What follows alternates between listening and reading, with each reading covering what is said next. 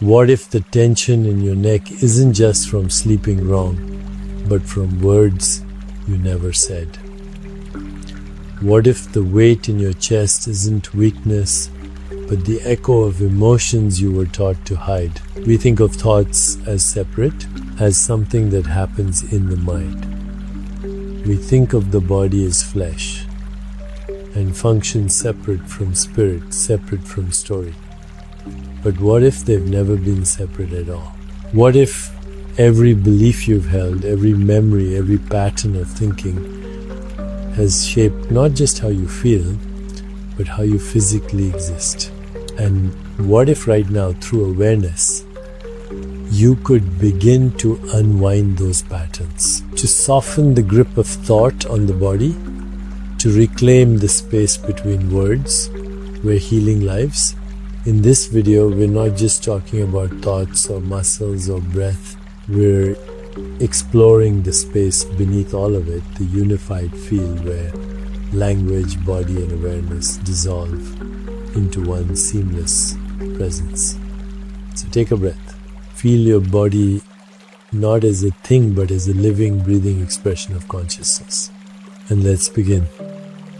Every day you wake up inside a story told in words, a story about who you are, where you're going, what your body means, and how the world works. It feels normal, this constant narration. You call it thinking, you call it planning, sometimes you call it reality. But what if it's just language? What if the lines you've drawn between you and the world, between body and mind, between problem and solution, are not real boundaries, but habits of thought? Because here's the truth you may never have been taught. Language doesn't just describe the world, it divides it. Every word slices something whole into parts. Tree, sky, me, you. Each word points, but also separates. Each label helps you recognize, but also limits what you're allowed to feel. And nowhere is this more personal than in the way you speak about yourself. My back hurts. I have anxiety. I'm not enough. I can't heal. I'm trying. Can you feel it? How language fixes things in place. How it turns a moment of experience into an identity. How it creates walls between thoughts and sensations, between possibility and pattern. You weren't born with this. You learned it. You inherited a way of speaking, and with it a way of dividing your experience. But what if you could unlearn that? Not by erasing language, but by seeing through it. By recognizing that underneath the words, there is only presence. There is only sensation. There is only a river of experience that has never been broken, never been separate. This is what non-dual wisdom invites you to remember. That reality is not made of things. It's made of flow, of energy, of being. It's your mind that cuts it up into nouns and verbs, into timelines and labels, into causes and effects. Language says, this is my body. Presence says, there is only this living, breathing awareness. Language says, that's pain. Presence says, there is sensation, raw, changing, alive. Language says, I'm thinking. Presence says, thought is arising. When you begin to notice this, really notice something opens. A quiet distance grows between you and your thoughts. You stop identifying with them. You start witnessing them. Not resisting, not fixing. Just seeing. And in that space, healing begins. Because what's been hurting you all this time may not be the pain itself, but the story you've attached to it, the way you've named it, claimed it, carried it, as if it were you. But you are not your language, you are the presence beneath it. And this is where the body becomes so essential. Because the body is always now. It doesn't live in stories. It doesn't argue with thoughts. It doesn't worry about tomorrow. It simply is. When you bring awareness to your breath, your belly, your bones, you're not thinking about the body. You're returning to the unbroken field of experience that existed long before you learned to speak. You are remembering wholeness. That's why silence can feel so healing. Because in silence, the dividing stops. There are no labels, no borders, just sensation, just aliveness, just the truth of this moment unfolding on its own terms. And this is why spiritual traditions have always honored paradox, metaphor, poetry. Because the deepest truths cannot be pinned down, they can only be felt. You are not a separate self living inside a skin bag of problems. You are a field of consciousness, temporarily moving through form. When you speak, the world becomes this and that. But when you feel, the world becomes one again. So ask yourself now softly, what if I stopped describing and simply allowed? What if I didn't have to explain why I'm sad? What if I didn't have to justify why I need rest? What if I could feel my body without naming anything at all? Try it with me. Close your eyes. Take a breath. Drop the commentary. Feel the air enter and leave. Feel the temperature on your skin. Feel the vibration in your fingers. No words, no meaning. Just this. This is presence. This is the undivided flow that language tries to organize but can never fully contain. And the more you return here into wordless awareness, the more clearly you see you were never broken. You were simply caught in a pattern of thought, mistaking description for truth. But now you remember, beneath every sentence is stillness. Beneath every belief is being. And beneath every identity is the simple, vast, silent mystery of you. Every thought you think, every word you speak, every story you tell yourself about who you are, they all rise from somewhere deeper.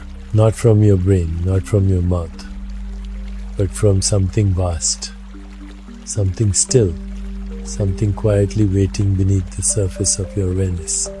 You could call it memory, you could call it the unconscious, you could call it soul, but no matter the name, the truth remains. Language is not the source, it is the surface. Beneath every sentence you've ever spoken lies a reservoir, a storehouse of impressions, sensations, past experiences, and unspoken meaning.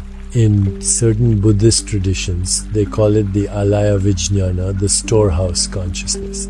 It's not personal, it doesn't belong to the you think you are. It is the ground, the fertile field from which everything arises. Thoughts, dreams, fears, desires, words. This field is not empty. It holds everything you've ever felt but couldn't name, every emotion you swallowed, every reaction you suppressed, every hope you whispered once and then forgot. It holds all of it. And from that deep field, language blooms like mist rising from a still lake. But here's the secret most people miss. Just because something has not become language doesn't mean it isn't real. Just because you cannot explain a feeling doesn't mean it isn't valid. Just because your mind can't find words doesn't mean your heart doesn't know. The surface mind always wants to narrate, to package everything into neat categories. But the deeper layers of you are beyond that. They move like water, they shift like weather, they hold too much meaning for language to hold. And this is why stillness is so important. Because in stillness, the surface ripples begin to calm, and you can finally begin to feel what lives beneath them. You begin to sense there are entire worlds inside me that I've never spoken. There are beliefs I've inherited without question. There are dreams that are buried under layers of survival, And in that space between language and silence, something sacred begins to rise. Not as a sentence, but as a sensation. Not as an idea, but as a knowing. Not as a demand, but as a quiet invitation. Come home. Come beneath the words. Come to where you really live. This field within you doesn't speak English or Vietnamese or Sanskrit. It speaks in symbols, in dreams, in moods, in tears that come from nowhere, in joy that floods you for no reason. Have you ever sat in meditation and suddenly remembered something you hadn't thought about in years? Have you ever smelled a scent that brought you back to a childhood moment? Have you ever cried in the presence of music, not knowing why? That's the field. That's the storehouse. It's always communicating, not in sentences but in waves. And if you can learn to meet it without trying to translate everything into words, you'll find a kind of healing that no explanation can offer. You'll begin to unwind the patterns that language has locked in place. You'll begin to release what was never yours to carry. You'll begin to remember the you that existed before you learned to speak. This is the heart of spiritual practice. Not to reach enlightenment as a concept, but to return to the depth that was always here. The more you rest in that depth, the less tightly you cling to your thoughts. You begin to see them as visitors, ripples on the surface. You don't need to push them away. You don't need to believe them either. You can watch them rise and watch them dissolve like mist, and what remains is presence. Pure, quiet, undeniable presence, the space from which language arises and the space to which it always returns. Let's feel that together now. Close your eyes. Breathe slowly, drop beneath the words. Notice what it feels like to be aware without needing to describe what you're aware of. Let the sensations arise and pass like waves. Let the thoughts come and go. Don't chase, don't label, just be. This is not a doing, this is a remembering. And the more often you return here, the more deeply your nervous system begins to trust it. You stop looking for answers in language. You start feeling into the wisdom beneath it. This doesn't mean words are bad. It means they are incomplete. They are the echo, not the source. The shadow, not the light. So speak when it helps, think when it serves, but also remember, you are not limited to what you can say. You are not bound to what you can explain. You are the vastness from which all expression emerges. And that vastness has no need to speak. It simply is. And so are you. Not all words divide. Not all language creates separation. There are some words that do the opposite. Words that don't just describe reality, they change it. Not through force, not through magic, but through resonance. Words, when spoken with presence, don't just echo in your mind, they vibrate through your body. They reach into the nervous system. They ripple through old patterns like a tuning fork, calling your entire being back into harmony. This is the power of affirmation. Not as wishful thinking, not as blind positivity, but as a conscious act of alignment. When you say, I am safe, and you mean it, your breath slows, your jaw softens, your heart responds. When you say, I trust myself, not as a performance, but as a remembering, you begin to rewire the very circuits of your mind that once carried doubt. These are not just words, they are invitations, they are seeds. And spoken consistently, compassionately, and with awareness, they begin to grow. Science has shown this. We now know that repeated affirmations can change brain activity, lower cortisol, increase motivation, improve emotional regulation. Neurons literally begin to fire in new ways. Stress softens, self-perception shifts, resilience grows. But beyond the science, there's something deeper, something you can feel.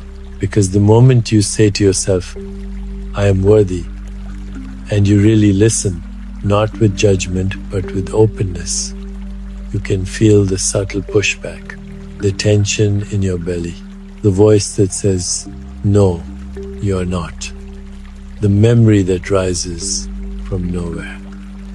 And that moment, that's the work. Affirmations aren't about chanting away your pain. They're about meeting your pain with gentleness, with language that reminds your system of what's possible. You're not arguing with your past. You're planting something new. And the soil it grows in is presence. This is why affirmations are most powerful when practiced in stillness. When the breath is calm, when the mind is quiet, when the body feels safe enough to receive the message. Try it now. Close your eyes. Place a hand gently over your heart or your belly. Take a deep breath in, and on the exhale, say softly in your mind, I am whole. Pause. Let the words echo not just in your head but in your body. Notice what shifts. Now again, I am whole. Say it as if it were already true, because it is, in the deepest sense. Not perfect, not finished, but whole as you are. This is not about pretending, this is about remembering. Every cell in your body responds to language.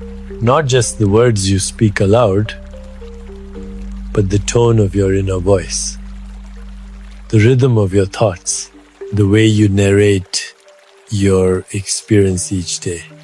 When you say, I can't, your nervous system contracts, your posture collapses, your possibilities narrow. When you say, I am healing, something opens. Not everything, not all at once, but something. And that opening, that little crack of light, is all you need to begin. Affirmations work because they interrupt the loop of old beliefs, inherited scripts, protective mechanisms that no longer serve. They gently insert a new possibility, not by erasing the old, but by layering something truer over time. And this is key, over time. You don't have to believe the words right away, you just have to stay with them, breathe with them, come back to them day by day. Let the body adjust, let the nervous system settle, let the resistance soften without force. Because even resistance is part of the process. Even doubt is part of the healing. It means something is being stirred. It means something old is being touched so that something new can grow. So create space for these words in your life, not as a task, but as a gift. Wake up and say, my body is strong and healing. Lie down and whisper, I am safe to rest. I am safe to let go. In the mirror, even when you don't feel it, I am enough. And over time, as the layers peel away, you begin to hear something quieter underneath. A voice that was always yours. A voice that doesn't shout. A voice that says, you are not your pain. You are not your past. You are not your fear. You are presence. You are possibility. You are already whole. So speak with love. Speak with patience. Speak with intention.